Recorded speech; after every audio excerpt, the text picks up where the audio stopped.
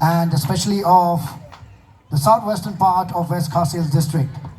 And this dance is performed after a ceremony rite of SHAD or day is completed. The male leader dancer lead the dance with sword and shield, and the movement starts with the shield jumping competition amongst the male dancer.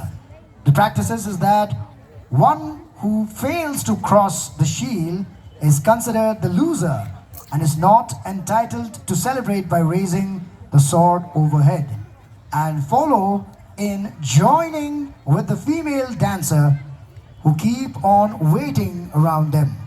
The dance is accompanied by the aesthetic melody and rhythm of song and drum beating.